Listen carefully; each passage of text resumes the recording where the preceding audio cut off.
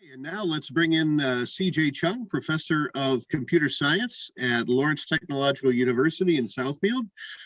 C.J. is, I'm assuming that's a green screen behind you. Either that or you're actually in the Buell Building atrium. But we have two, not one, but two now, autonomous electric vehicles at Lawrence Tech. The Lawrence Tech happens to be the, I believe it's 4-time defending champion of the self-driving car competition that the defense industry runs every year at Oakland University. That's called the Intelligent Ground Vehicle Competition. That's coming up again in June. But CJ, we wanted to talk to you today, if we could, about a federal grant that you have won from the National Science Foundation. Tell us a little bit about this grant and what it's going to fund this summer and for 2 summers after that at LTU. Hello, Matt. Hey. Thank you for the invite.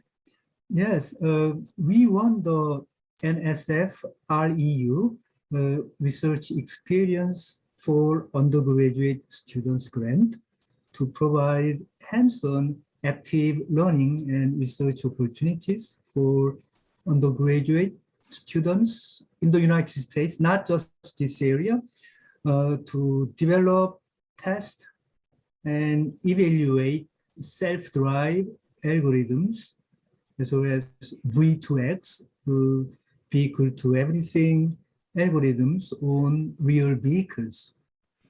As you see behind, LTU has 2 street legal electric vehicles equipped with various sensors and by-wire system for the research. All right, and so one of the things we got you on here for is because you just received an NSF grant to do active hands-on learning and research opportunities for undergraduate students. I'm reading a script here, to develop and evaluate these various vehicles. So, and when I was setting up the promo, you corrected me. I thought this was for only LTU students, but it's not, right? It's for other students as well. Yes. So talk a little bit about that grant. Yes. So as I just mentioned, the main goal of this grant is to train USA undergraduate students to learn how to write computer programs to make vehicles self-drive. So that's the main goal. So our goal would be to write computer programs to make those 2 vehicles to drive itself this summer. While they are doing that, they'll be learning a lot of essential computer science technologies for developing autonomous vehicles, which is very hard nowadays. So, and this grant was written specifically to target underrepresented populations, right? And community college students as well? Yeah, you know, all the NSF programs are promoting opportunities for underrepresented students. Yes, that's true. So we are trying very hard to recruit underrepresented college students who might be involved in these wonderful future technologies. So how are we getting the word out about this? I know I've done a news release on it. We've tried to publicize it as best we could through LTU's channels. Are there is the NSF making this available as well? Yes, they set up the online application site. So students, yes, should use that NSF site to apply for this opportunity. Accepted students will receive a total of $4,800 plus free housing, free meals, even travel support up to $500. And the students will be on LTU's campus in this program, hopefully from all over the country, for how long this summer? Yes, this will be held in May, on May 23rd till July 15th for 8 weeks, full-time every day at the campus here in Michigan at Lawrence State University. How many students would be eligible to participate in this 8-week summer program? Yes, as you see, we have 2 vehicles according to our proposal. Yes, we plan to assign 4 students for each vehicle to set up, to write the code, to test the vehicle, and to evaluate their results. So total of 8 students will be selected this summer. And this program is for 3 years. So not just this summer, but yeah, for 3 years from this summer. And it will be 8 new students every summer, right, for the That's program? correct. Yeah. Mhm. Okay. So hopefully we are going to get 24 trained autonomous vehicle programmers out Yeah. of this Yes. program. Yes. Also, we are very excited about, Ford and Google's, new initiative to create mobility center in Detroit. And yes, something like what we are doing should be, something, they might be also interested in doing. Now you have quite a history in working with autonomous vehicles. And I know that goes back 10 years or more for you. And you also have a strong relationship with Mobis, which is the parts and service subsidiary of Hyundai in this. Describe a little bit about how you mild-mannered computer science professor happened to get so interested in self-driving cars.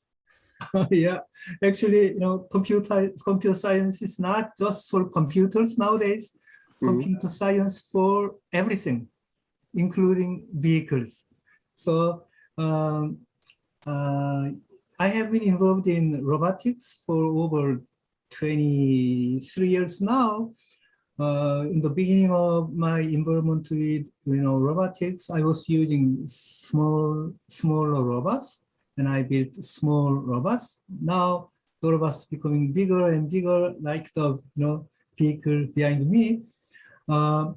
So Hyundai Mobis actually donated the first vehicle for my research for self-driving vehicles. After that, many other companies supported the research here at Lawrence Tech, such as Denso, Soltech, Real-Time Systems, NDIA, National Defense Industry Association, Michigan chapter, and many others such as Veoneer and Great Lakes LLC, and many others. So you are also the father of Robofest. So I that's more of a Matt question, but I know I'm not sure what time of year Robofest is. Fill me in on that real quick, Matt. I know the association, but I don't know the details.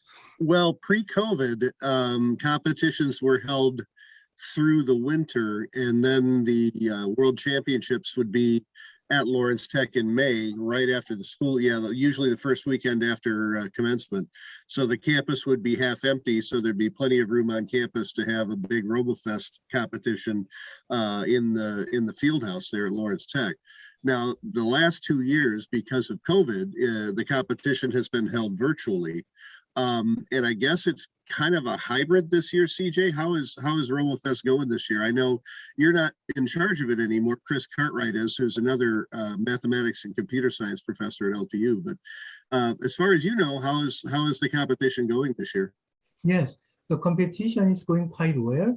Actually, last Saturday, we had an in-person competition in Canton. And however, every planning took a lot of time. So in January, we didn't know about the future. So, many things are going, currently virtually. So unfortunately, this year, we decided in January to have virtual online competition, online World Championship competition in May. However, there are many in-person qualifying competitions are ongoing right now across the nation as well as across the world. So I know you were hoping to have an in-person World Championships last fall, but it didn't work out that way. So how is that going to be handled this year? The World Championships being virtual again for the third time? Yeah, so we had very interesting results because we did 2 years of online competitions based on our assessment and surveys. Actually, the satisfaction rate were better than in-person competitions. So we analyzed the reason why we got the better satisfaction rate, and we learned, usually good teams remained. Some poor teams dropped out. I think that's because we got the better satisfaction rate, but we understand that Robofest must be inclusive, not just for good teams. That's why we trying hard to have in-person competitions back as early as possible. Definitely, we are sure that we'll have in-person World Championship competitions next year. Anyway, this year for the virtual World Championship competitions, we plan to have several weekends in April and May to have synchronized online Robofest competitions worldwide. So if you are interested to know more about how this year's World Championship will go, you can visit at robofest.net and click on World Championship link. So what is it? Describe a little bit, if you could, please, what makes Robofest different from other robotics competitions? Yes. First, Robofest is fully autonomous. Robofest is focusing on computer science education that requires computer programming.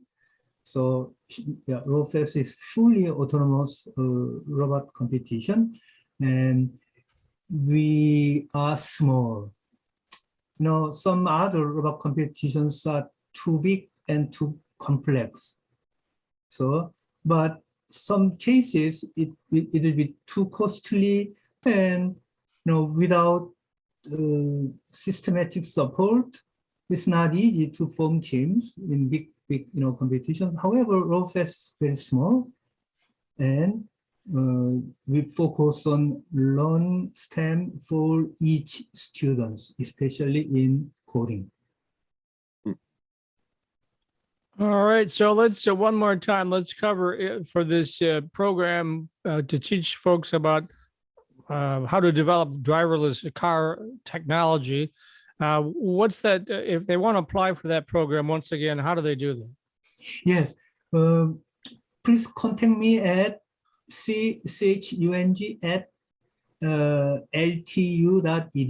by email. Then you will get a link for the online application.